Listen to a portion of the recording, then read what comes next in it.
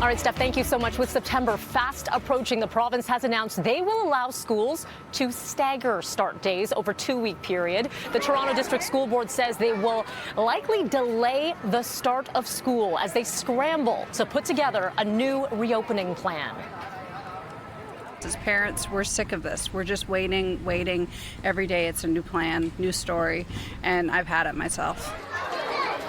Parents absolutely frustrated with a lack of government support as TDSB trustees outline 3 new proposals which could see the redeployment of anywhere between 400 to 1,000 teachers and raise their deficit up by 3%. The province rejected the board's original $20 million proposal earlier this week, citing a reduction in teaching time as their primary concern. But the criticism keeps on pouring in as the president of the Elementary Teachers of Ontario accuses Premier Ford of putting educators and students in danger to save a buck.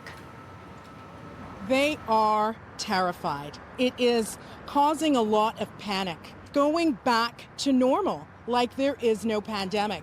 We have liquor stores that have higher standards in terms of safety. Educators say the Premier's plan does not provide adequate funding for even the basic essentials to address COVID-19, including PPE, hand-washing facilities in every classroom, and more teachers for smaller class sizes. Ford still insists it is the best plan in the country. The parents I talk to, it's not so much about the plan, it's about the COVID. They're nervous about COVID. I'm nervous about COVID. But we're doing everything in our powers. We're so far ahead of the rest of the country, it's staggering. Everything everyone has requested, including our health table, we're doing. So will the province and school boards find common ground before September? And how many parents plan to keep their kids at home? We're going to unpack this and more with City News reporter Tina Yazdani. She's going to join us at 8 o'clock this morning for an update on the education front.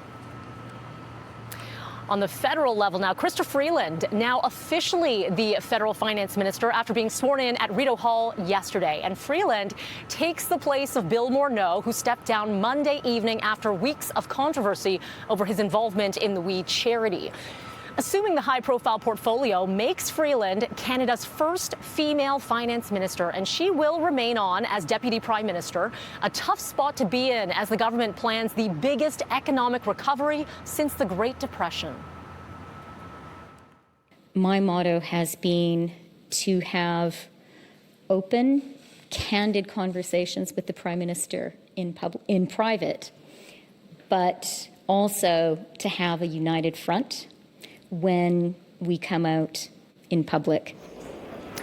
Prime Minister Justin Trudeau has asked Governor General Julie Payette to prorogue Parliament until September 23rd, 2 days after the House of Commons was initially scheduled to resume sitting.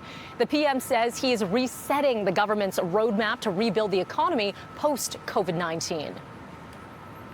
The throne speech we delivered 8 months ago had no mention of COVID-19. Had no conception of the reality we find ourselves in right now. And also in his throne speech, Trudeau says he will give opposition parties the chance to vote on whether they have confidence in his minority government. So far, the opposition says the Liberal shakeup over the last few days isn't nearly good enough.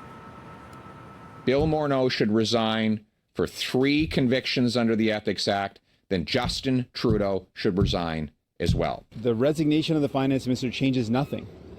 It does not change. It doesn't change anything in terms of the way this Liberal government has been working. Last week, Bloc Québécois leader Yves-François Blanchet said he would bring a non-confidence vote himself if Trudeau, Morneau, and Trudeau's chief of staff, Katie Telford, did not all resign. In a statement, outgoing Conservative leader Andrew Scheer called Trudeau spineless and accused him of hiding out amid a political controversy. So, is this cabinet reboot enough to keep the Liberals in power? Coming up at 7:30, City News Parliament Hill Bureau Chief Cormac McSweeney. He's going to join me with more on what's lying ahead for Ottawa. Still with politics now, but south of the border, it is official. Joe Biden is the Democratic candidate for president in November's U.S. vote. Well, thank you very, very much. From the bottom of my heart, thank you all. It means the world to me and my family, and I'll see you on Thursday. Biden formally accepting his nomination during the second night of the party's online convention. Congratulations and endorsements came in from all parts of the country. His running mate, California's Kamala Harris, will take center stage tonight at the convention, while Biden will deliver his acceptance speech on Thursday.